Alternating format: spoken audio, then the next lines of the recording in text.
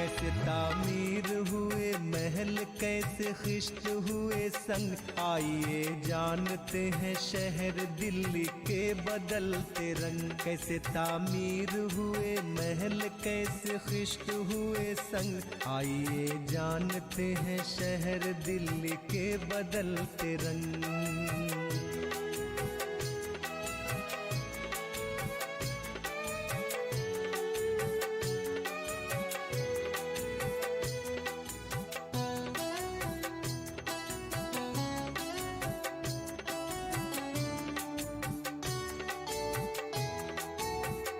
कुछ अपनी तारीखें और कुछ वजूद पर करे नजर, कहाँ से कौन है हम हर हुदूद पर करे नजर। वक्त के साथ साथ कैसे लड़ी वक्त ने है जंग, आइए जानते हैं शहर दिल्ली के बदलते रंग। कैसे तामीर हुए महल, कैसे खिश्त हुए संग, आइए जानते हैं शहर दिल्ली के बदलते रंग।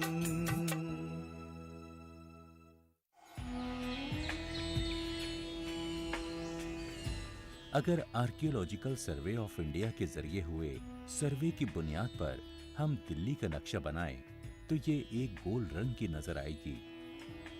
अब तक जो खुदाइयां हुई हैं, उनसे ये बात पूरी तरह से साबित है कि दिल्ली में करीब मौखर हड़प्पा अहद में आबादी शुरू हो गई थी, यानी कब्ल मसीह के दूसरे हजारे में, और ये आबादी चौथी 5वीं सदी के गुप्ता अहद तक रही। लगभग 324 कब्ले मसीह से लेकर 187 कब्ले मसीह तक भारतीय तारीख में पहली बार सल्तनत की तरक्की देखने को मिलती है, जिसे मौर्य सल्तनत कहा जाता था।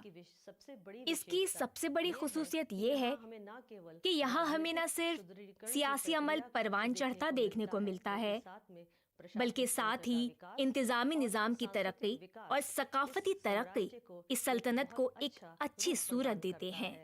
200 से लेकर 300 ईस्वी तक न सिर्फ छोटी और बड़ी रियासतों की तरक्की हुई, लेकिन 300 ईस्वी में गुप्त सल्तनत की तरक्की के साथ ही भारत की कदीम तारीख में एक नए बाब की शुरुआत हमें देखने को मिलती है।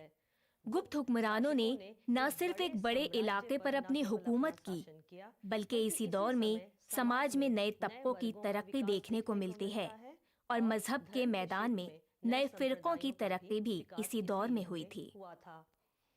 6ठी सदी के साथ ही कदीम भारतीय तारीख खत्म मानी जाती है और साबिक कुरूने वुस्ता भारत की शुरुआत होती है। बहुत से तहकीककारों ने हड़प्पा तहजीब के खत्म होने के पीछे अपनी अपनी अलग वजूहात बयान की हैं। ज्यादातर जदीद तहकीककारों की ये एक राय है कि हड़प्पा की तबाही के पीछे कुदरती आफात या फिर इंसान के जरिए बनाई गई मुमकिन तबाहियां रही होंगी। इस फिक्र की हिमायत करने वालों में से एक डॉक्टर सूर्य प्रकाश हैं, जो जवाहरलाल नेहरू यूनिवर्सिटी से हैं। वो कहते हैं, हड़प्पा तहजीब के खात्मे की खास वजह मौसम में तब्दीली को बताया जाता है, जो कि टेक्टोनिक प्लेट्स की हरकत से जबरदस्त जलजले की सूरत में सामने आया होगा। इन जलजलों से कुछ मामलात में दरिया खुश्क हो गए होंगे और कुछ मामलात में अपने धारे से अलग बहने लगे होंगे, जिससे जानदारों पर बेइंतहा दबाव पड़ा होगा, जिससे इन शहरों में आम जिंदगी मफलूज हो गई होगी। दूसरी वजूहात जैसे कि जंग और अंदरूनी खलफिशार वो दीगर इजाफी वजूहात रही होंगी, जिससे ये सिलसिला तेजतर होता गया होगा। इन हालात ने लोगों को जगह बदलने पर मजबूर किया होगा और कुछ जिंदगी गुजारने के लिए मुनासिब मकामात की खोज में दिल्ली की तरफ आ गए होंगे।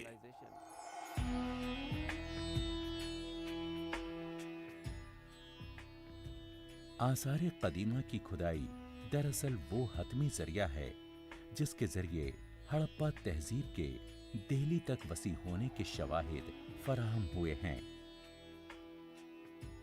Because of growing and expansion in Delhi, 1960 की दहाई में दिल्ली के अंदर बड़े पैमाने पर तोसी हुई, जिसकी वजह से बहुत से वो मकामात ख़त्म हो गए जिनमें खुदाई हुई थी। बहुत से मकामात तो पूरी तरह ख़त्म हो गए। आर्कियोलॉजिकल सर्वे ऑफ इंडिया के एक सुपरिटेंडेंट ने बताया कि 1991 में दिल्ली के अंदर दोबारा खुदाई शुरू कराने का फैसला लिया गया और उसके दौरान हमको बहुत सी साइट मिली और उसके बड़े हौसला अफजा नताइज बरामद हुए। ये नताइज इंडियन आर्कियोलॉजिकल सोसाइटी के जर्नल पुरातत्व में 1992 में शाया हुए। इस दौरान मुझे बाद ऐसे नए मकामात मिले जिनकी तारीख 1000 कब्ल मसीह या इससे भी पहले की है। हतमी तारीख बताना इसलिए मुमकिन नहीं है कि इनका साइंटिफिक डाटा मौजूद नहीं है। We could explore some new sites which dates back to around 1000 BC or so, and or even earlier, because the scientific dates of such sites are not available. जदीद दरियाफ्तों से मुहक्किकीन को दिल्ली की तारीख के मजीद गुमशुदा कड़ियाँ मिलाने में मदद मिलेगी कि ये शहर किस तरह जदीद हिंदुस्तान की राजधानी बना। नाचोली गांव हरियाणा के फरीदाबाद में वाक़े है, दिल्ली से चंद किलोमीटर दूर है और जरा बुलंदी पर है। बुलंदी पर वाक़े ये जरखेज मिट्टी का इलाका हड़प्पा के अहद में जंगलाती जिंदगी और जंगली जानवरों से भरपूर रहा होगा।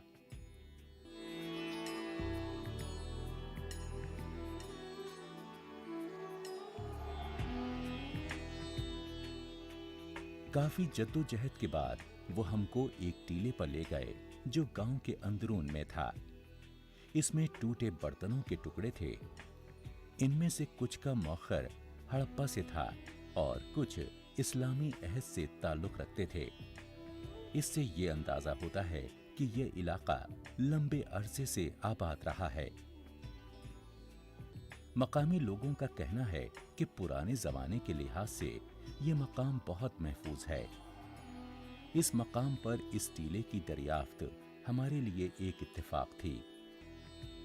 सिर्फ 15 किलोमीटर आगे एक दूसरा गांव है जिसका नाम है मंझावली।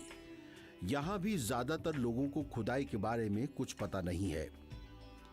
इस सर्वे में हमारे साथ डॉक्टर अर्चना ओझा भी शरीक थीं, जो दिल्ली यूनिवर्सिटी में तारीख की उस्ताद हैं। उन्होंने वहाँ हड़प्पा अहद के बाज बर्तनों के टुकड़े दरियाफ्त किए जो इस मुकाम का ताल्लुक हड़प्पा से वाबस्ता करते हैं। अगरचे यहाँ की आबादी नाचोली से कम है, लेकिन आबादी के बुनियादी खसाइस एक जैसे हैं। जब हम इन गांवों से निकलकर दिल्ली की तरफ रुख कर रहे थे तो कहीं मन में ये एहसास अवश्य था कि विकास की तेज़ गति समय के साथ इन ऐतिहासिक सबूतों को हमेशा के लिए मिटा देगी। यह अब केवल कुछ शोध पत्रों और फोटो का हिस्सा बनकर रह जाएंगे। हम पुराना किला की जब बात करते हैं तो पुराना किला का प्राचीन नाम इंद्रप्रस्थ के नाम से जाना जाता था। पहली खुदाई यहाँ पर 54-55 में प्रोफेसर लाल ने की थी, जिसमें उनको गुप्तकाल और कुषाण काल मिले थे और पेंटेड ग्रेवियर के कुछ स्टेट्स मिले थे जिसको उन्होंने महाभारत काल से जोड़ा था और इसको इंद्रप्रस्थ का कहा था कि यहाँ पर इंद्रप्रस्थ हो सकता है। We explored sites like Jhatikada, Bankner. हमने झाटीखेड़ा, बैंकनर और खरखड़ी नहर के मकाम पर खुदाई की जो दिल्ली में नजफगढ़ के इलाके में है और शुमाल मगरिब में वाक़ है। हमने लोनी और भोरगढ़ की साइड भी तलाश की। लोनी और मंडोली के मकामात पर दिल्ली के रियासती डिपार्टमेंट की तरफ से खुदाई की गई। मंडोली और भोरगढ़ का ताल्लुक मुअख्खर हड़प्पा तहजीब से है, जहां मुनक्कश गिरे मिट्टी के बर्तन मिले हैं जिनका ताल्लुक 2000 कब्ल मसीह से है, जो इस बात का सबूत है कि दिल्ली की कदीम तारीख बहुत से आसार की हामिल है। That suggests that the proto-history of Delhi is quite rich in its content. Delhi के अंदर आर्कियोलॉजिकल के माहिरीन ने मंडोली को दरियाफ्त किया है, जो मशरकी दिल्ली की नंद नगरी में वाक़ है, और भूरगढ़ मौजूदा नरेला में शिमाली दिल्ली में वाक़ है। खरखरी नाहर मौजूदा नजफगढ़ में मगरबी दिल्ली में। यहाँ दरियाफ्त शुदा ज्यादातर बर्तन चाक के बने हुए हैं। इनकी मोटाई दरमियानी है और इन पर लाल रंग के पेंट मौजूद हैं। बर्तनों की ज्यादा तरक्की याफ्ता इक़साम जैसे बीकर, जिसमें सुराख वाले जार, मुकम्मल तौर पर खत्म हो चुके हैं। कार्बन डेटिंग के जरिए मौखर हड़प्पा का जमाना 1000 से 2000 कब्ल मसीह तय किया गया है। 1987 से 1989 के दरमियान खुदाई से इस इलाके में 2000 कब्ल मसीह से 5 कब्ल मसीह तक मुसलसल आबादी का सुराग मिलता है। मंडोली का ताल्लुक मुअख्खिर हड़प्पा से है। दीगर मकामात की तरह ये मकाम भी काबिल लिहाज बुलंदी पर वाक़ है। आर्कियोलॉजिकल सर्वे से अंदाजा होता है कि मकानात की सतह चिकनी मिट्टी की बनी होती थी और छत की सपोर्ट के लिए शहतीर लगाए जाते थे। बरजोम में भी हमको यही अंदाज देखने को मिलता है, जहां मैनहर वाज़े तौर पर खड़े दिखाई देते हैं। पोस्ट सुराख ये भी बताते हैं कि बाली और लिपाई का भी रिवाज था। ये तरीका इससे कब्ल न्यूथलिक कौमों में दुनिया के मुख्तलिफ गोशों में पाया जाता था। ये तरीका वस्ती यूरोप के लीनियर पॉटरी और रोज़ेन कल्चर में भी राइज था। जले हुए टेराकोटा के निशानात और राख की मौजूदगी और चाक के बने हुए बर्तन खाना बनाने का सबूत है। बहुत से नालों की मौजूदगी इस बात का भी सबूत है कि मंडोली किसी सैलाब वगैरह के नतीजे में गैर आबाद हुई होगी। बहुत से बर्तन एक लंबे अरसे तक 30-35 सेंटीमीटर पानी में दबे रहे। ये भी सैलाब का वाज़े सबूत है, और ये कि ये इलाका काफी अरसे तक गैर आबाद रहा। इस वक्त इस जगह एक कब्रिस्तान है। भूरगढ़ में मौखिर हड़प्पा की साइट 3 टीले हैं। इनमें सबसे पहले 1973-74 में खुदाई हुई थी। फिर 1992-94 में खुदाई हुई। यह खुदाई मशहूर आर्कियोलॉजिस्ट BSR बाबू ने की थी।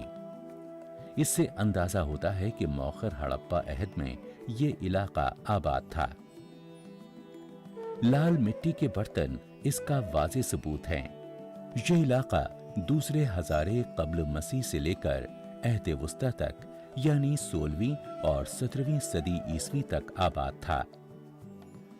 इन तमाम शवाहिद को अगर यकजा किया जाए तो ये साबित होगा कि ये साइट अपने अहद में बहुत बड़ी रही होगी। किसी जमाने में जमुना इसके पास से गुजरती थी।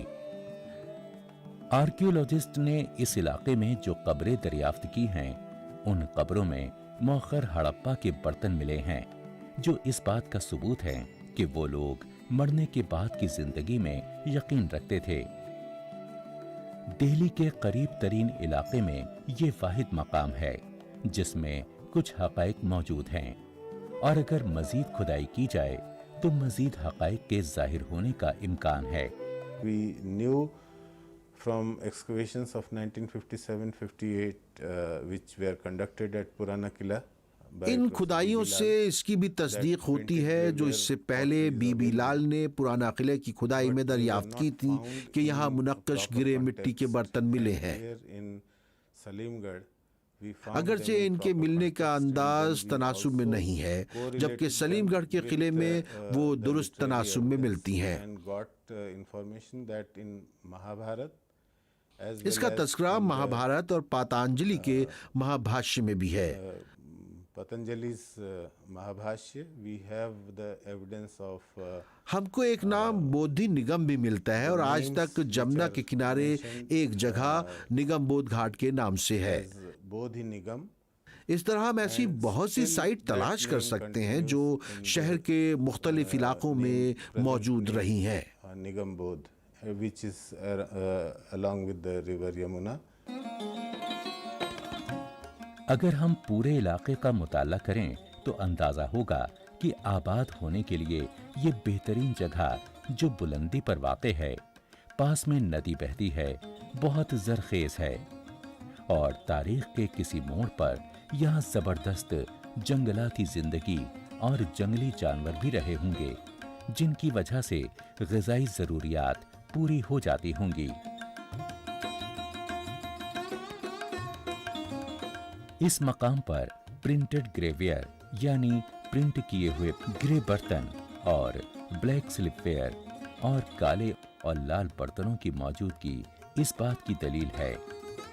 डॉक्टर मनी का बयान है कि काले पॉलिश किए हुए बर्तनों की मौजूदगी इस बात की अलामत है कि ये इलाका कम से कम दूसरे हज़ारे क़ब्ल मसीह में आबाद था और बाद में कुशान अहद के तांबे के सिक्के और उस अहद की मूर्तियों की दरियाफ्त ने इस बात को और मजबूत कर दिया कि ये इलाका बाद तक आबाद रहा। पुराना किला खुदाई 2013-14 से प्राप्त कुशान काल के पकी मिट्टी के बर्तन हैं, जिसे हम पीरियड वाइज बोल सकते हैं 0 से 200 AD, आज से 2000 वर्ष पूर्व के मिट्टी के बर्तन, जिसमें 3 मिट्टी के बर्तन खास तौर से ये स्प्रिंकलर कहलाता है, जो एक इसकी खास मतलब कुशान काल में ही मिलता है। ये इंक पॉट टाइप्ड लिड है, जिसके अंदर एक छोटा मिनिएचर पॉट के बीच वाले हिस्से में इनबिल्ट किया गया है। ऐसे ही ये इनकर्व्ड रिम बाउल्स हैं, जो कि इस पीरियड की खासियत होती है। और यहाँ आप देख रहे हैं त्रिरत्न सिंबल, ये मटके का शोल्डर पार्ट है जो जिसके ऊपर त्रिरत्न सिंबल 2 बनाए गए हैं, और एक रोप डिजाइन है जिसे एप्लिक डिजाइन कहते हैं, जो रस्सी की तरह बनाई गई, जो फिंगर से इम्प्रेस कर करके इसको बनाया गया है। और ये 2 जो हैं मिट्टी के मिनिएचर पॉट हैं, जो बच्चों के खेलने में प्रयोग होता होगा, अथवा जैसे सुबह प्रातः काल में हमारे यहाँ पूजा में जल चढ़ाया जाता है, दूध चढ़ाया जाता है, तो इन छोटे बर्तनों में संभवतः हो सकता है दूध चढ़ाया गया हो। तो इससे ऐसा भी हो सकता है कि उन लोगों ने दूध वगैरह चढ़ाया हो, तो रिचुअल पर्पज से भी प्रयोग किए गए हों। पोस्ट होल की मौजूदगी वॉटल टॉप, जिसे लीपने पोतने की तकनीक कहा जाता है, जैसा कि भोरगढ़ में देखने को मिलती है। वॉटल और लीपने का इस्तेमाल मकान बनाने में तकरीबन 6000 साल से किया जा रहा है। हमने अपनी तहकीकात का रुख सलीमगढ़ की तरफ भी किया, क्योंकि वो भी बहुत अहम साइट है। इसमें भी इस बात के सबूत मौजूद हैं जिनसे ये साबित होता है कि इब्तदाई ज़माने तारीख़ में लोग यहाँ आबाद थे।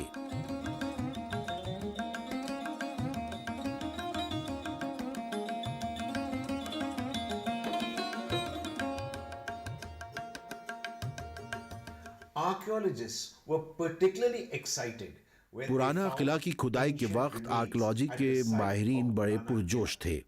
बुरज़ोन, भोरगढ़, राखी गढ़ी और दूसरी पुरानी साइट्स की तरह पुराना किला भी बुलंदी पर वाक़े है, जहां से दरअंदाजी करने वालों की निगरानी की जा सकती है, खतरे का मुकाबला किया जा सकता है और सैलाब वगैरह के खतरे से महफूज रहा जा सकता है। चूँकि बरसात के मौसम में जमुना खतरनाक हो जाती है, यहाँ ऐसे भी सबूत मौजूद हैं कि इस इलाके का ताल्लुक महाभारत के अहद से भी है। महाभारत में इंद्रप्रस्थ का जिक्र है, जो बज़ाहिर मौजूदा दिल्ली का ही इलाका है। लेकिन मौरखीन ये मानते हैं कि इसके दलाइल बहुत सतही और बिखरे हुए हैं। अलबत्ता 14वीं सदी के एक मौरख शम्स सिराज अफीफ ने तारीखी फिरोज शाही में इसका तस्करा किया है कि इस परगने का मरकज इंदरपत था। अहद अकबरी के अजीम मौरख अबुल फजल, जिन्होंने आईने अकबरी लिखी, उन्होंने भी लिखा है कि दिल्ली पुराने जमाने में एक अजीम शहर था और इसका नाम इंदरपत था। इस मकाम पर बिखरे हुए वाक़यात की बुनियाद पर मशहूर आर्कियोलॉजिस्ट प्रोफेसर बीबी लाल ने यह ख्याल जाहिर किया है कि इंद्रप्रस्थ, जिसको इंदरपत भी कहा जाता है और जो एक मशहूर आर्यन देवता के जरिए बसाया गया, इसकी आबादी कभी भी चंद सौ से ज्यादा नहीं रही होगी। इस तरह हमको दिल्ली के कदीम तरीन नाम और इसकी आबादी के बारे में पहली बार इशारा मिलता है। अबुल फजल ने लिखा है कि हुमायूं ने इंद्रपत के मकाम पर अपना किला बसाया और इसका नाम दीपनाह रखा। जो हमारा ग्रेट एपिक महाभारत है उसके अंदर इसका जो पांडवों ने कौरवों से 5 गांव मांगे थे, उसमें इंद्रप्रस्थ एक कैपिटल सिटी था और उसी आधार के हिसाब पर हम लोगों ने यहाँ खुदाई चालू की है। और खुदाई के हिसाब से अगर हम कहें तो यहाँ सबसे प्राचीन अभी तक हमको मौर्य काल के अवशेष मिल चुके हैं और उसी के आधार को दोबारा खोजने के लिए 6973 में फिर दोबारा भारतीय पुरातत्व सर्वेक्षण ने एक्सटेंशन किया, जिसमें उन्होंने मौर्य काल से लेकर और मुग़ल काल तक के 8 पीरियड को फिक्स किया। और सबसे बड़ी चीज़ ये है कि यहाँ मौर्य काल से मुग़ल काल तक बिना किसी ब्रेक के पूरा एविडेंस मिलता है आदमी के रहने का। लेकिन इस मकाम पर मुर्रिखीन और आर्कियोलॉजी के माहिरीन में इख्तलाफ राय है। मुर्रिखीन का कहना है कि यहाँ एक अनाज का दाना नहीं मिला और न यहाँ मुस्तकिल बर्तन मौजूद हैं। इनसे साबित होता है कि यहाँ कभी भी मुस्तकिल आबादी नहीं रही। मुर्रिखीन ये भी कहते हैं कि किसी साबित बर्तन की अदम मौजूदगी या किसी बर्तन के बड़े टुकड़े की अदम मौजूदगी भी इस बात का सबूत है कि यहाँ कभी मुस्तकिल आबादी नहीं रही। ज्यादा काबिले एतमाद बात यह है कि यहाँ जो बर्तनों के टुकड़े मिले हैं वो गुजरने वालों और मुसाफिरों के ही हैं। अक्सर बर्तनों के आसार से ये भी अंदाजा होता है कि 6ठी सदी ईस्वी में लोहे का भी इस्तेमाल होता था, जिसकी वजह से इस इलाके में शहरी आबादी का फरोग हुआ। ताहम 6ठी सदी कब्ल मसीह में महावीर जैन के जरिए जैन मजहब के फरोग के बाद यहाँ काफी तरक्की हुई। इसके फौरन बाद लुम्बनी में महात्मा बुद्ध के जन्म के बाद बुद्ध मजहब का फरोग हुआ। इसके मशरकी एशिया और हिंदुस्तान पर वाज़े फलसफियानी और समाजी और सकाफती असरात मुरत्तब हुए। 6ठी सदी कब्ल मसीह हिंदुस्तान में फलसफियाना फिक्र और जैन मजहब और बुद्ध मजहब के फरोग की सदी है। इस अहद में दिल्ली मगध हुकूमत का हिस्सा थी। इसी अहद में हिंदुस्तान के अंदर सिकंदर आजम का हमला हुआ, जिसका जमाना 325 से 327 कब्ल मसीह है। सिकंदर ने मुख्तलिफ रियासतों में अपने फौजी छोड़े, जिसके दूर रस सियासी और सकाफती असरात मुरत्तब हुए। हिंदुस्तान की दौलत और यहाँ सोने की मौजूदगी से मुतालिक तवील कहानियों से मुतासिर होकर 515 कब्ल मसीह में दारियुस अव्वल ने यहाँ कई हमले किए और कुछ इलाकों पर कब्जा भी कर लिया। लेकिन ये सिकंदर का हमला था, जिसकी वजह से दूसरे हमलावरों के लिए रास्ता खुला। सिकंदर के मौरखीन ने रास्ते का दुरुस्त बयान किया है और हिंदुस्तान के शहरों और यहाँ की दौलत के बारे में तफसीलात दी हैं, जिन्होंने और बहुत से लोगों को हिंदुस्तान पर हमला करने की तरफ माइल किया।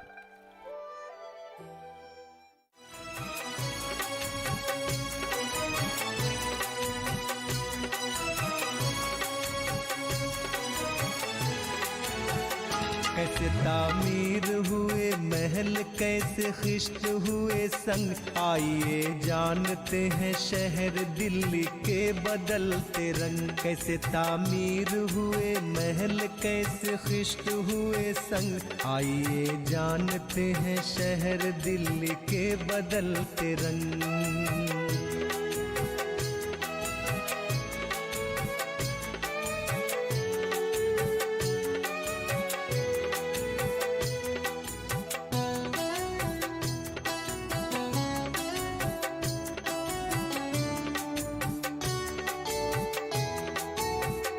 कुछ अपनी तारीखें और कुछ वजूद पर करे नजर, कहाँ से कौन है हम हर हुदूद पर करे नजर। वक्त के साथ साथ कैसे लड़ी वक्त ने है जंग, आइए जानते हैं शहर दिल्ली के बदलते रंग। कैसे तामीर हुए महल, कैसे खिश्त हुए संग, आइए जानते हैं शहर दिल्ली के बदलते रंग।